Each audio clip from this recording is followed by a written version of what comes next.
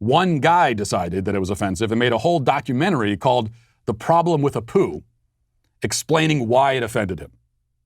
Now, the appropriate response when someone makes a documentary to complain about a cartoon character that offended him is some mixture of confused, glaring, and derisive laughter.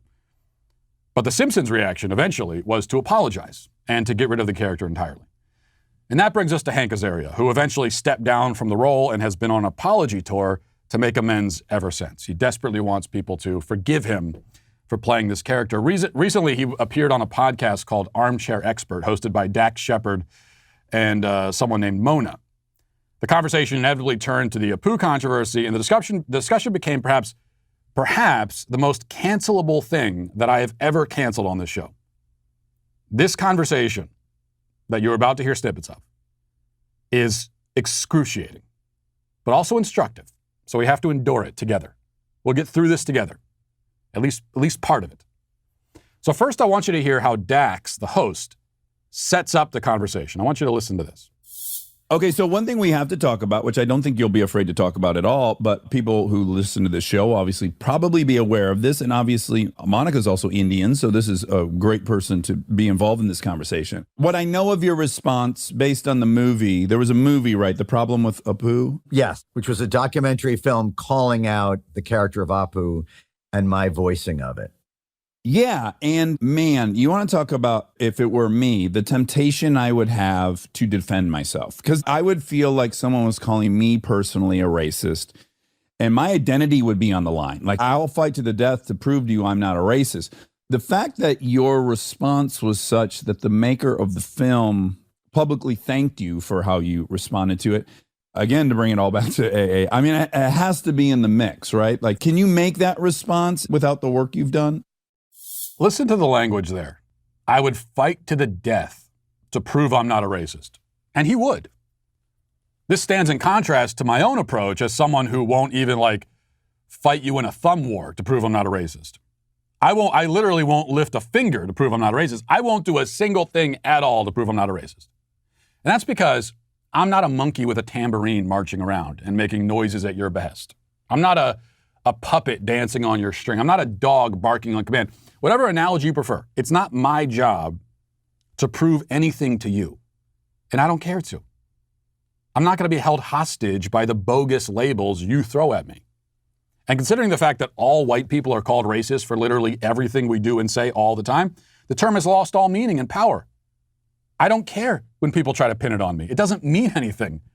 It has no impact. And this is how you really neutralize the labeling tactic. If somebody says, "You're racist," and you break down in tears like Dax here, begging them, screaming, "No, I'm not. I swear I'm not. Please believe me, I'm not." They already win, and you already lose. The whole point of them calling you that was to get exactly that reaction, which is why it frustrates them so much when they say, "You're racist," and you respond with a yawn and say, "Oh, you think so? Okay. Well, you're not going to deny it?" They don't know what to do with that. You're not following the script, and you shouldn't. But Dax does. There are a lot of people like Dax out there, many of them named Dax, as it happens. People whose identities are so tied up in and dependent upon approval from mainstream society that they can't bear losing it. To lose that approval would be an act of suicide in their minds. You know, to accept the fact that people are calling you racist, to someone like Dax, that is like committing suicide. It would be to lose everything that gives their lives meaning and value. This makes them very easy to control and manipulate. And you hear that through the rest of this interview. These two grown men, using the language of 19-year-old blue-haired feminist dance theory majors. That's what they sound like. And groveling constantly to the woman on the show, Mona, who is apparently Indian. Let's listen to some of that. If we can stomach it, here they are groveling and proving, again, how not racist they are. In their discussion with the Indian woman on the show. Let's listen. Congratulating me for the response because I had a big part in creating the problem to begin with. So nothing takes that away, except maybe an amends over time, which I'm attempting to make. And I'm interested to hear, Monica, I don't want to put you on the spot, nor do I want to put you in the position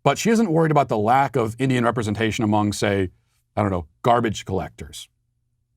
That's the funny thing about the people who scream about representation. The representation demands that they make are very specific and quite arbitrary and based on their own personal subjective priorities. The feminists, too, you never, ever hear them complain about the lack of female garbage collectors and roofers. And by the way, I've never seen a female garbage collector or roofer. No one ever complains about that. Why? Because the people doing the complaining don't think that those jobs are important or worthy. They think it's much more important to be on TV. I don't think that they do. Be all that as it may, Hank Azaria is still racked with guilt.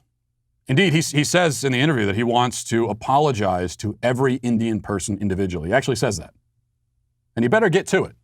There are about 1.3 billion of them, last I counted. So he's got his work cut out for him. And, maybe this would be a good way for him to spend the rest of his life. He can fly to India and, walk through the towns and countrysides apologizing to each Indian person for voicing a cartoon character. He can especially, I think he should start actually by going into the slums in the cities, find people in squalid, impoverished, destitute conditions, starving, dying, in need of basic human necessities. And he can go up to someone like that. He can lean down to them and say, I am so, so sorry for that cartoon character. And they can look up at him, and in their eyes, he will perhaps see himself for the utterly ridiculous person that he is. And with any luck, they'll look back at him and say, among other things, you're canceled.